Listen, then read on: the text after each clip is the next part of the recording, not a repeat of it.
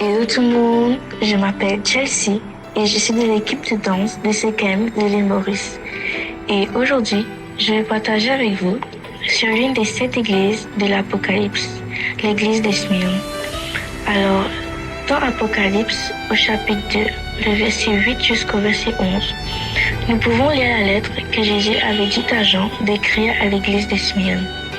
Nous voyons que dans la lettre, Jésus dit à l'église qu'il connaît ses tribulations, ses épreuves, ses combats et même les calomnies auxquelles elle fait face.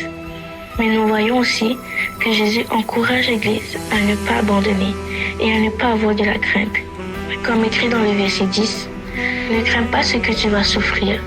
Voici, le diable jettera quelques-uns de vous en prison, afin que vous soyez éprouvés, et vous aurez une tribulation de 10 jours.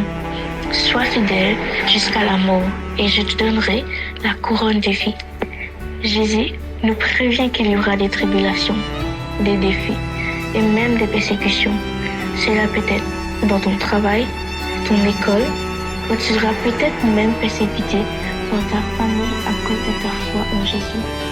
Mais malgré tout cela, je t'encourage à toujours rester fidèle parce qu'il y a une grande récompense qui t'attend à la fin du parcours.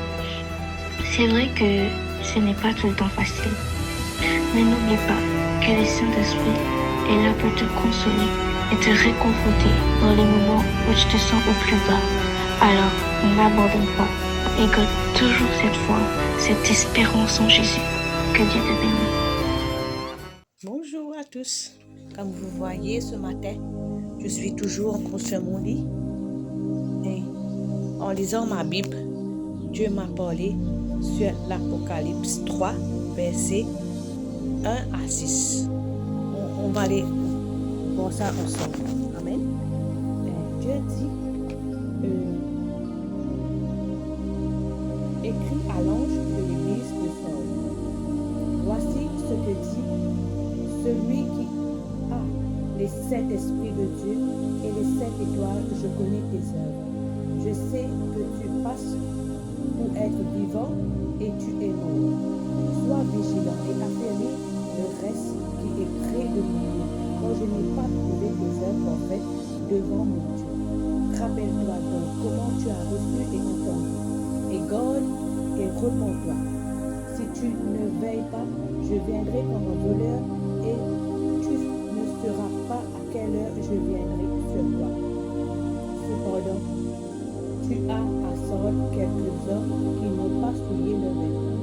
Ils marcheront avec moi avec un vêtement blanc et qu'ils en sont dignes. Celui qui vaincra sera revêtu ainsi de vêtements blancs. Je n'effacerai point son nom du livre de vie, et je confesserai son nom devant mon Père et devant ses anges. Celui qui a des oreilles entend ce que l'Esprit dit aux églises. Amen. Voilà comment Dieu a parlé à son église. Ce matin, lorsque j'ai étudié ce verset, on voit que Jésus était sévère dans son avertissement. Amen. Et aussi, mais c'était encourageant. Dieu est là pour nous encourager, pour nous avertir et pour nous encourager. Parce que Dieu avait révélé à cette église qu'il était spirituellement mort. Dieu voulait le révéler.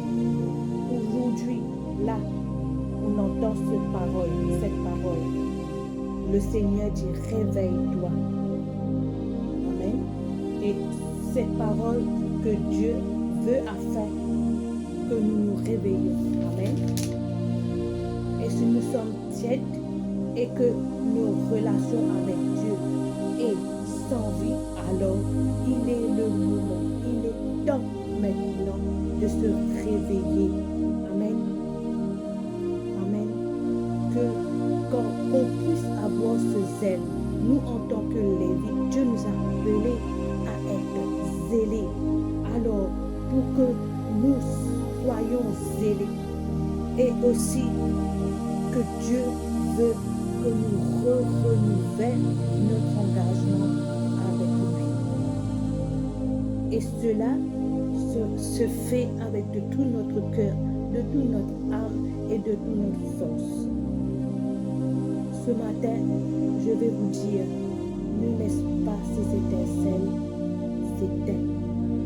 Au contraire, par la prière fervente, Dieu ramènera son souffle de vie dans nous. Ce feu rallumera dans nous et nous aurons cette force, ce courage pour pouvoir continuer de persévérer avec Dieu.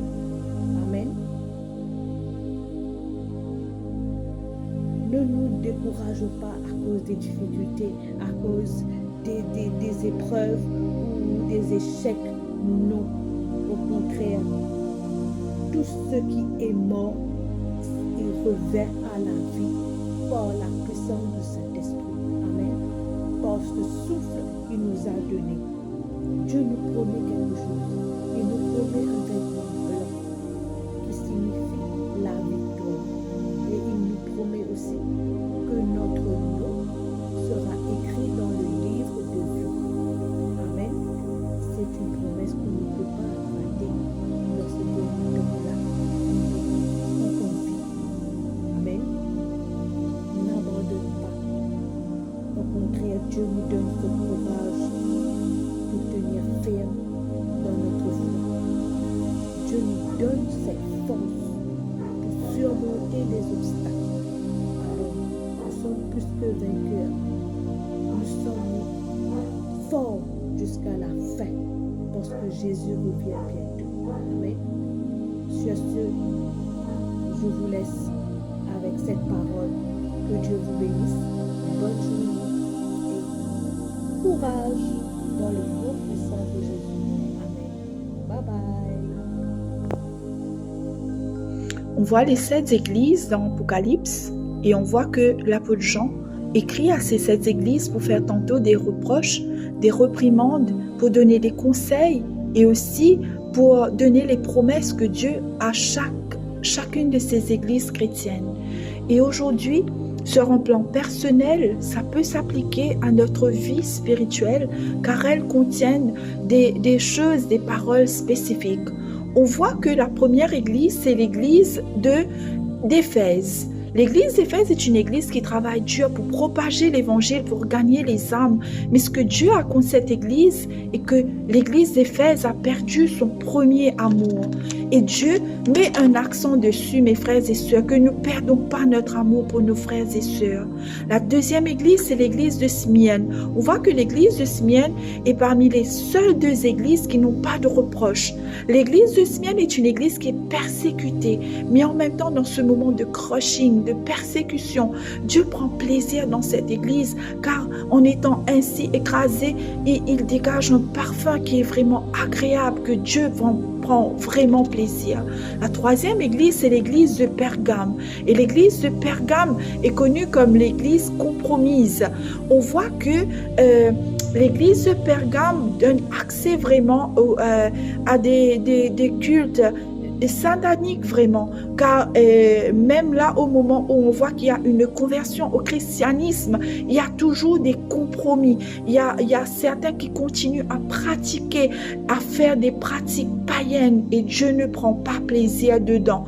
On voit qu'il y a des loups qui sont déguisés en brebis et c'est une église qui est compromise et Dieu ne prend pas plaisir dedans. La quatrième église, c'est l'église de Thyatire. L'église de Thyatire est une église apostate qui vraiment aussi a ouvert sa porte à Jézabel, qui agit en tant que une Jézabel spirituelle qui bloque vraiment les enfants de Dieu à travailler pour Dieu, à aller de l'avant. Et la cinquième église, c'est l'église de Sardes. L'église de Sardes est une église qui est considérée comme une église morte, car Dieu référence dedans, il dit que une église Ça ne peut pas continuer à vivre dans ces gloires, sa réputation d'autrefois. Il faut toujours chercher, chaque jour, chercher la face de Dieu. Et mes frères et sœurs, ça nous parle directement que si notre vie spirituelle est sans vie, le message de ça s'applique à nous, mes frères et sœurs, qu'on ne peut pas vivre de notre ancienne gloire, mais que chaque jour, il faut chercher la face de Dieu.